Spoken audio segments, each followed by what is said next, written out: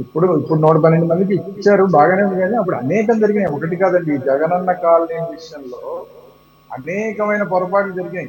Even Jio mapping దగ్గర నుంచి మొదలు పెడితే అసలు ప్రతిదీ స్కామే జరిగింది ఆ టైంలో. ఒక్కొక్క దానికి ఒక్కొక్క కాంట్రాక్టర్. ఇప్పుడు మళ్ళీ ఆ ఇల్లు కట్టుకునేది కూడా 2-3 ఆప్షన్స్ ఇచ్చారు అప్పుడు.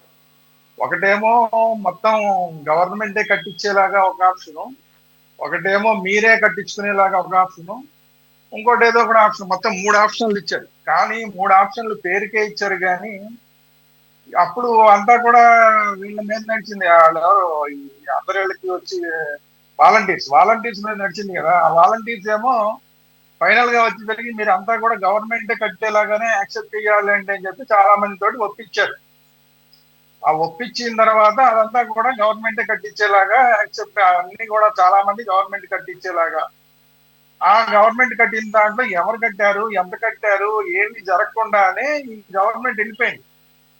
ఈ లోపు ఆఖరి నిమిషంలో కొన్ని చోట్లేమో ఇల్లు కట్టేసినట్లాగా డబ్బులు తీసుకున్నారు, కొన్ని చోట్లేమో ఈ మెటీరియల్ అంతా కూడా అక్కడ వేసి కొన్ని ఫోటోలు తీసుకుని ఆ వాటినే తీసుకెళ్ళి ఇంకో చోట, వీళ్ళందరూ 2-3 ఏరియాల్లో ఈ కాంట్రాక్టర్లు ఉంటారు, వాళ్ళే ఈ మెటీరియల్ మళ్ళీ ఇంకో చోట వేసి మళ్ళీ అక్కడ ఫోటోలు తీసి అక్కడ కడుతున్నట్లాగా అక్కడ ఫోటోలు తీసి అక్కడ ఇక్కడ ఇక్కడ అక్కడ అక్కడ అనేకమైన చోట్ల ఇలాగా బిల్లులు చేసుకున్నారు. అసలు రోడ్లు వేసే దగ్గర గ్రావెల్ కూడా కనీసం తోలకుండానే గ్రావెల్ తోలేసినట్టు, రోడ్లు వేసేసినట్టు ఒకటి కాదు, చాలా జరిగిపోయినాయి. కాకపోతే ఏంటంటే ఇప్పుడుకి 2 సంవత్సరాలు 2.5 సంవత్సరాల తర్వాత అసలు ఈ సబ్జెక్ట్ వెలుగులోకి వచ్చింది. కానీ దీని మీద కనుక మీరు ఆ గవర్నమెంట్ కనుక నిజంగా పనిచేస్తే కొన్ని వందల మంది కాంట్రాక్టర్ల మీద ఈరోజు కేసులు పెట్టాల్సిన పరిస్థితులు ఉంటాయి. సరే, వాళ్ళు రాజకీయంగా వెనకాల లోకల్ గా ఉన్న లీడర్లు తినేశారా, ఇంకా ఎవరన్నా పార్టీలు వాళ్ళు తినేశారా, ఇవంతా వేరే చర్చ. కానీ ఫైనల్ గా బలయ్యేది అక్కడ అధికారులు ఎవరైతే ఉంటారో అధికారులు, కాంట్రాక్టర్లే. కాబట్టి ఈ రోజు కొన్ని వేల మంది అధికారుల మీద, కొన్ని వందల మంది కాంట్రాక్టర్ల మీద కూడా ఇలాంటి పరిస్థితి ఉంటుంది. ఇలాగ పెట్టడం మొదలు పెడితే అనేక మంది మీద చర్యలు తీసుకోవాల్సిన పరిస్థితి. అసలు మొదల దగ్గర నుంచి ఆ శాంక్షన్స్ దగ్గర నుంచి మొదలు పెడితే ఇల్లు కట్టిన దాకా ప్రతి దాంట్లోనూ స్కామ్ జరిగింది. ఇది అందరికీ తెలిసిన విషయం. కాకపోతే ఏంటంటే ఇప్పుడు ఒక్కొక్కటి ఇప్పుడు బయటపడుతున్నాయి. బయటపడినంత సేపు అంత బ్రహ్మాండంగానే ఉందని ఎవరైనా అనుకుంటాం. సో అందువల్ల ఏంటంటే ఈ రోజు కొంచెం సీరియస్ గా తీసుకున్నట్టుంది. కానీ ఈ సీరియస్నెస్ ఎన్నాళ్ళు ఉంటుంది, ఎంత సీరియస్ గా లోకి వెళ్తారు అనేది నాకైతే డౌటే. ఎందుకంటే ఎంతమంది మీద చర్యలు తీసుకోగలుగుతారు. కాబట్టి ఇది ఇంకొక, మన లిక్కర్ స్కామ్ గురించి ఎలాగైతే మాట్లాడుకుంటున్నామో అలాంటి ఒక స్కామ్ ఇది. ఎందుకంటే ఎక్కడో అసలు సముద్రం దగ్గర ఎట్టి పరిస్థితుల్లోనూ వెళ్ళకూడని ప్రదేశాల్లో కూడా, అక్కడ కాకినాడ దగ్గర అలాంటి చోట్ల మడాడవుల్లో కూడా ఇచ్చేశారు, మునిగిపోయే ప్రాంతాల్లో ఇచ్చేశారు. వాటిని మళ్ళీ తిరిగి అమ్మేసుకున్నారు. ఒక్కటి కాదు, రకరకాలు. ఇదంతా కూడా అది లిక్కర్ స్కామ్ కన్నా కూడా చాలా పెద్ద స్కామ్ ఇదంతా. నిజంగా కనుక బయటికి తీయగలిగితే లిక్కర్ స్కామ్ కన్నా కూడా పెద్ద స్కామ్ అవుతుంది. నిజంగా మరి చూడాలి గవర్నమెంట్ ఎంతవరకు కేవలం ఈ కాంట్రాక్టర్లు లేదంటే 3-4 అధికారులు ఇక్కడతో సరిపెడుతుందా, మరి సీరియస్ గా లోతులకు వెళ్తుందా, ఈచ్ అండ్ ఎవ్రీ విషయం మీద కూడా దీంట్లో లోతుగా దర్యాప్తు చేస్తారా ఏంటనేది చూడాలి. తర్వాత ఆఖరిగా ఇంకొక మాట, ఇందాక మన టాపిక్ కాదు కానీ ఆ నాగార్జున యాదవ్ అనే ఆయన మీద ఒక టాపిక్ వచ్చింది మనకి. పక్క రాష్ట్రానికి సంబంధించిన ముఖ్యమంత్రిని ఆయన ఏదో జొమాటో బాయ్ అంటేనే సరే 2 ఏళ్ల తర్వాత అయినా ఆయన మీద ఏదో ఒక చర్యలు తీసుకున్నారు. కానీ ఈ రాష్ట్రానికి ముఖ్యమంత్రిని పచ్చి బూతులు మాట్లాడాడు ఆయన. మన నోటితో అనకూడదు, అలా మాట్లాడాడు ఇప్పుడున్న చంద్రబాబు నాయుడు గారిని. మరి ఈ రోజు తెలుగుదేశం పార్టీ ఏం చేస్తుంది, ప్రభుత్వం ఏం చేస్తుంది, హోమ్ మినిస్టర్ గారు ఏం చేస్తున్నారు, డీజీపీ గారు ఏం చేస్తున్నారు? ఈ క్వశ్చన్ కి సమాధానం చెప్పాలి అధికార పార్టీ వాళ్ళు. అంటే నాకేం వైసీపీ మీద వ్యతిరేకత లేదండి.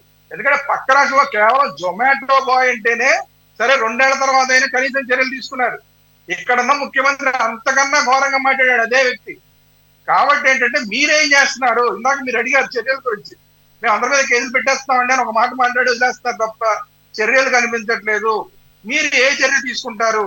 ఒకళ్ళ మీద చర్య తీసుకుంటే కదా ఇంకొకసారి ఇంకొకళ్ళు అనకుండా ఉంటారు.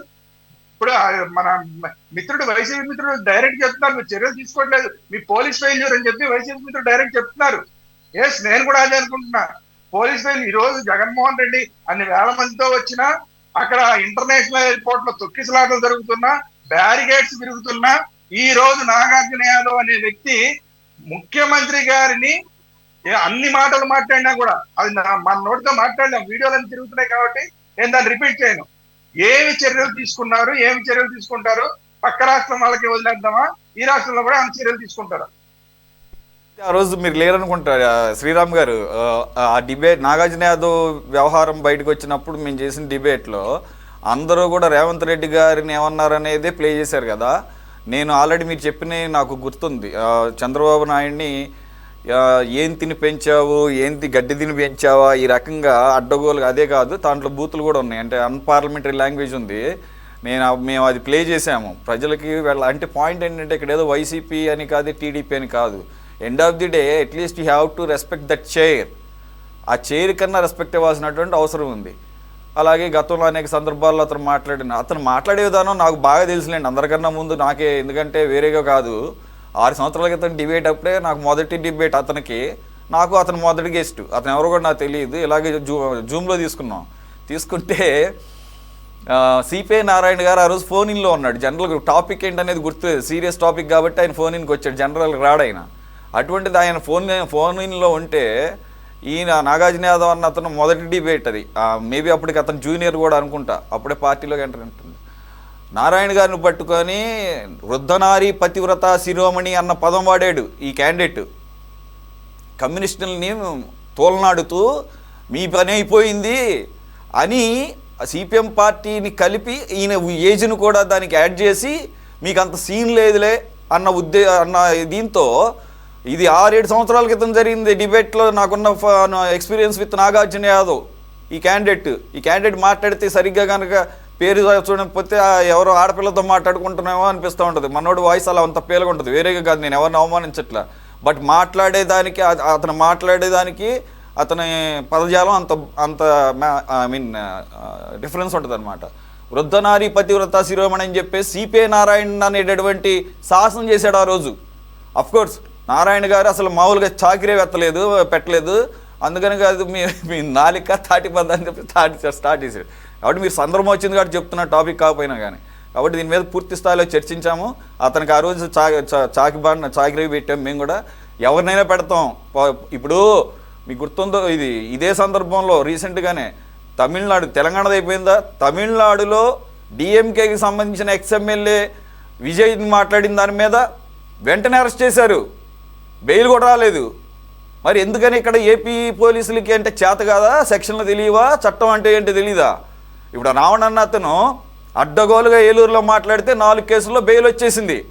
ఎస్, అతనికి బెయిల్ ఎలిజిబిలిటీ ఉంటే ఇవ్వాల్సిందే, కానీ మాట్లాడేటప్పుడు ఏ సెక్షన్ పెట్టాలో కూడా తెలియనటువంటి పరిస్థితి ఉండి చివరి పప్పులో కాలేసి యూఏపీఏ చట్టం పెడతారా?